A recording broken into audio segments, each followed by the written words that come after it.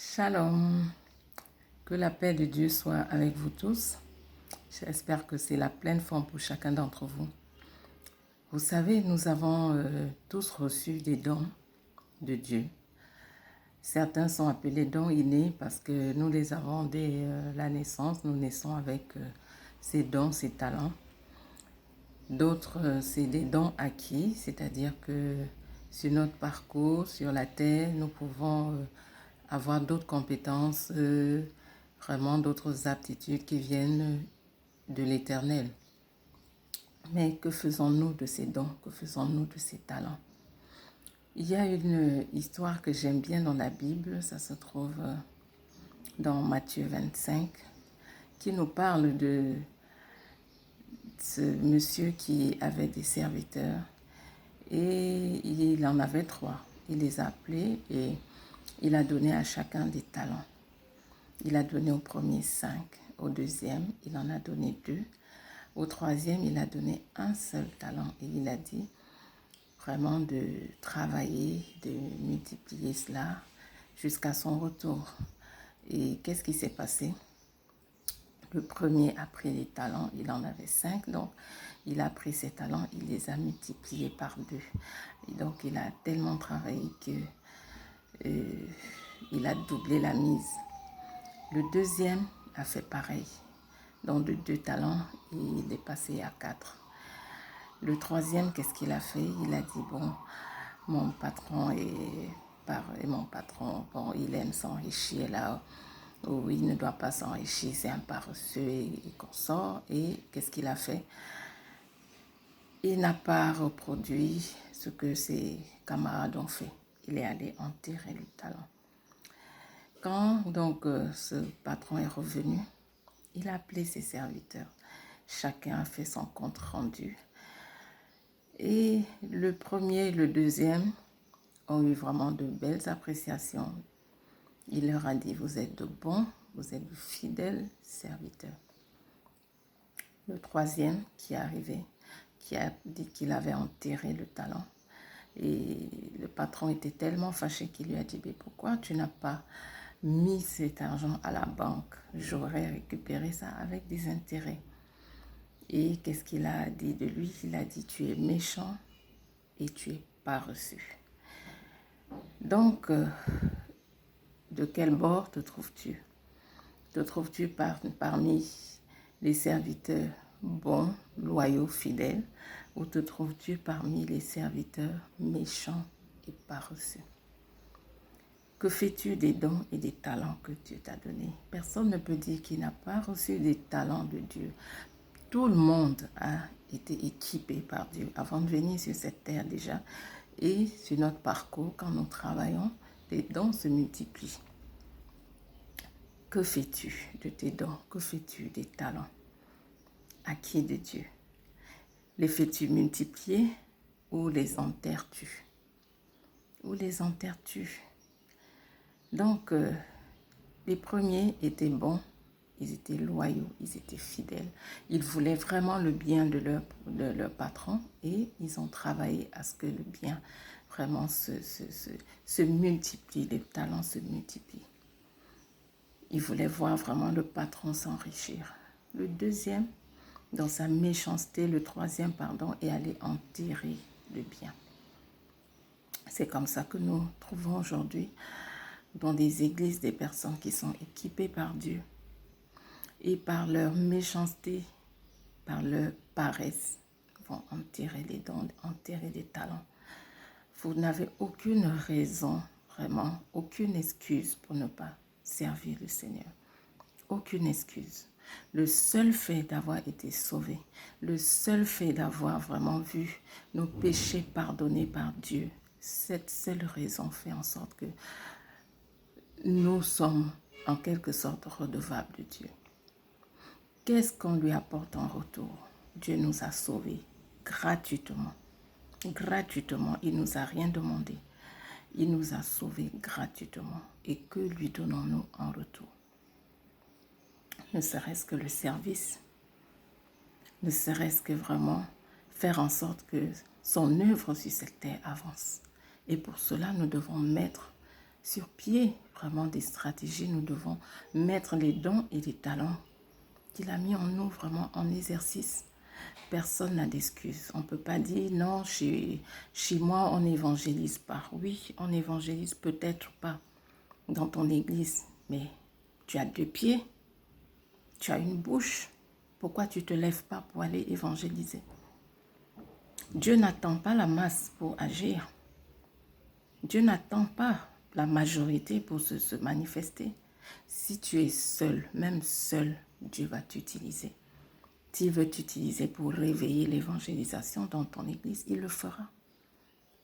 Dieu n'attend pas forcément la majorité. Il n'attend pas forcément que tout le monde soit debout pour faire quelque chose. Il suffit qu'un parmi des milliers se lève et Dieu agit. C'est l'onction qui parle, ce n'est pas la majorité. C'est bien beau de dire oui, dans notre église, on ne prie pas, il n'y a pas de veillée de prière. Bon, tu peux organiser tes veillées de prière chez toi, seul. Tu commences seul. En commençant tes veillées de prière, tu vas toucher le cœur de Dieu. Et Dieu peut maintenant passer par toi pour toucher les autorités dans l'église. S'il faut restaurer les veillées de prière, ça se fera au travers de toi. Dieu t'aura utilisé pour cela. Donc, personne n'a d'excuse pour ne pas servir le Seigneur. On a 2 pieds, on a 2 mains, on a une bouche.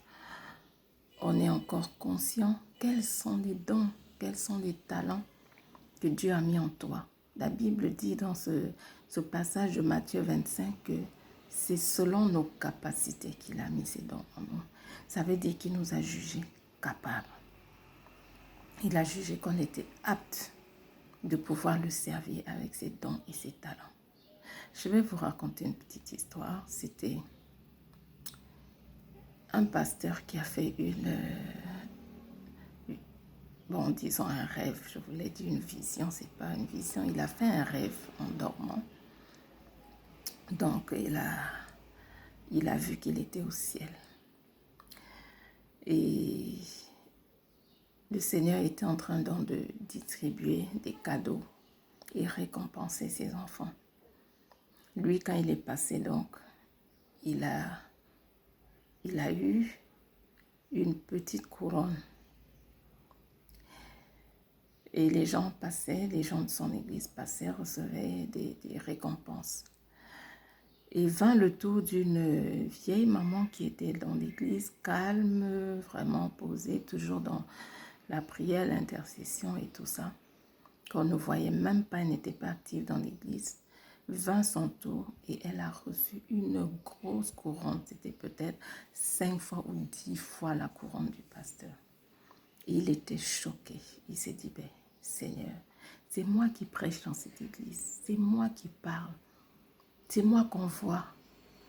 Mais comment se fait-il que c'est cette vieille qui reçoit cette grosse couronne et plus que moi?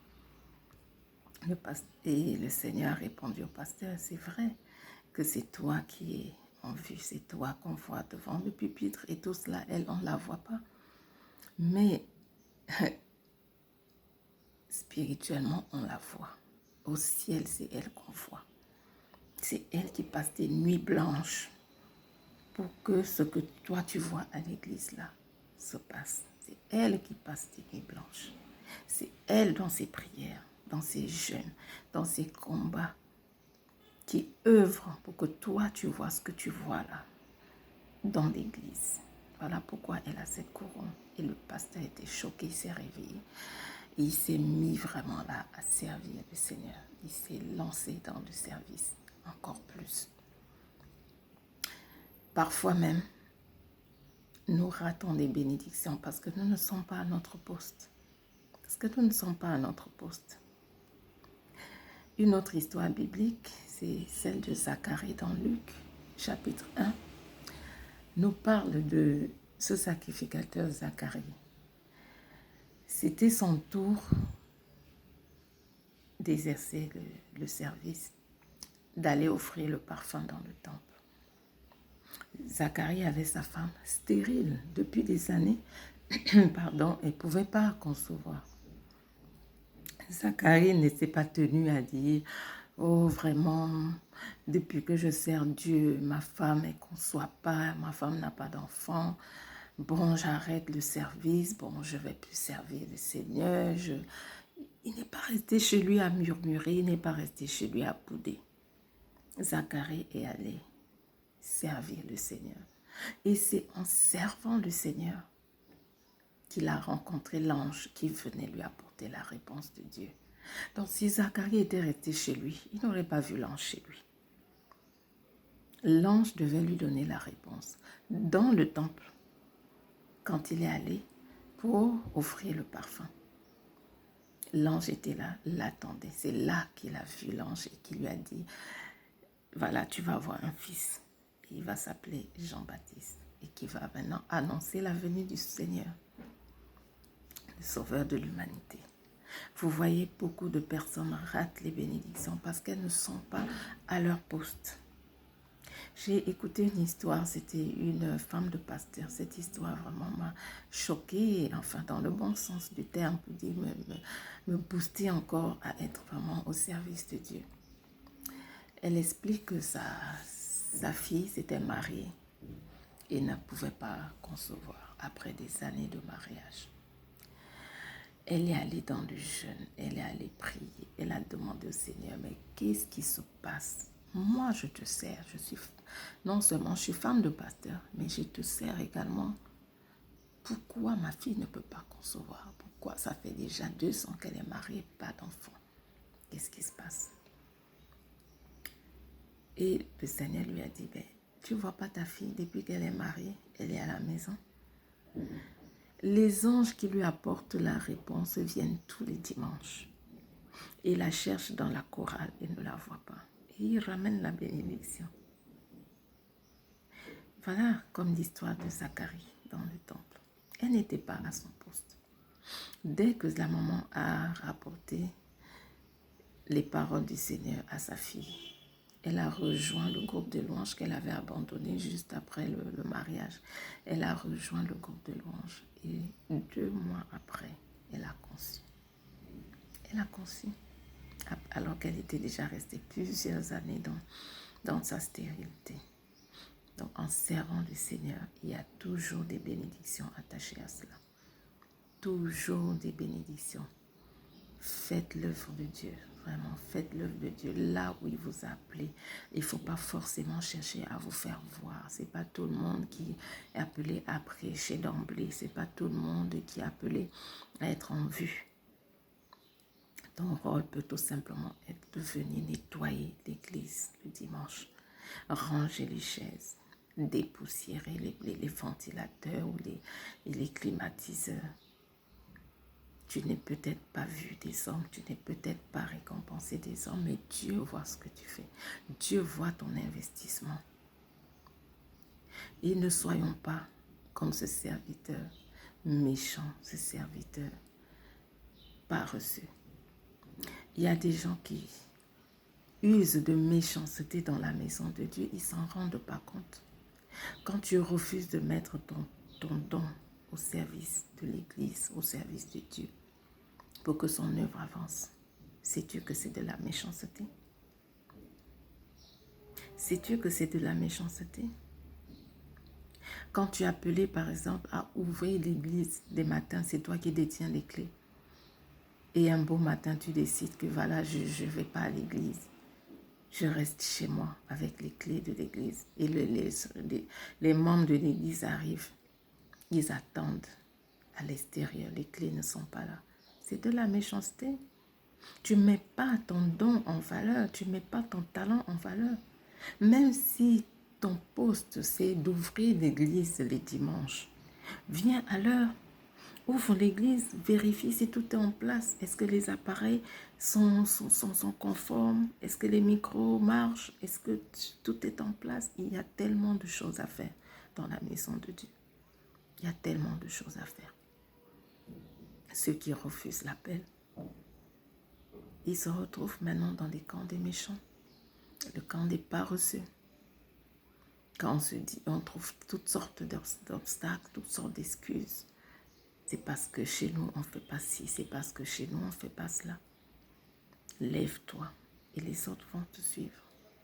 Mais ne te lève pas dans la rébellion, ne te lève pas pour tenir tête aux dirigeants. Il y a plusieurs façons de se lever. Il y a plusieurs façons de se lever. Servons le Seigneur pendant qu'il est temps. Les temps sont difficiles. Les temps sont compliqués. Les gens sont en train de passer de vie à trépas chaque jour. Chaque jour, c'est des mauvaises nouvelles. C'est l'heure vraiment pour travailler. La Bible dit de racheter le temps. Il faut racheter le temps, mon bien-aimé. Ma bien-aimée, lève-toi et rachète le temps. Quel est le don que Dieu t'a assigné? Quels sont tes talents? Retiens qu'il a donné cela en fonction de tes capacités parce qu'il a vu que tu pouvais t'en servir, parce qu'il a vu que tu étais capable, tu étais apte au service qu'il t'a équipé de la sorte. Lève-toi, même si c'est un poste où personne ne te voit, où on ne te connaît pas mondialement, où on ne te connaît pas nationalement. Lève-toi. Si c'est le jeûne, si c'est la prière pour l'Église, pour que l'œuvre de Dieu avance. Les évangélistes peuvent percer dans la ville où tu es, tout simplement parce que toi, tu observes des temps de veille, des temps de jeûne pour la nation, pour la ville dans laquelle tu es. Donc, sois du côté du Seigneur. Sois bon, sois loyal, sois fidèle.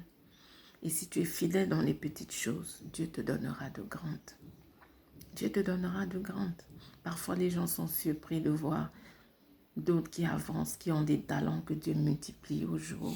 Au plus le temps passe, les dons se multiplient, les talents se multiplient. Et c'est parce qu'ils ont été fidèles dans les petites choses. Si Dieu t'appelle déjà dans l'intercession et qu'il voit que tu es fidèle, il va t'équiper davantage. Il va te donner par exemple des paroles de connaissance pour que tu puisses mieux prier, mieux cibler. Il va te donner des dons de vision. Il va te donner des dons de prophétie pour que dans la prière, tu puisses même prophétiser, tu puisses parler à la nation, parler au peuple. C'est comme ça que Dieu travaille. S'il voit que tu as été fidèle avec un don, avec un talent, il t'en donne plus. Il multiplie parce que là, il voit que tu as œuvré. Celui qui avait reçu 100 talents en a eu encore 100. Il y a des gens qui ont 10 talents et Dieu leur en donne encore 10. Pourquoi? Parce qu'ils ont été fidèles avec le peu que Dieu leur a donné. Ton travail, c'est peut-être bénir l'Église financièrement. Même si c'est 100 francs que tu donnes, sois fidèle dans ces 100 francs.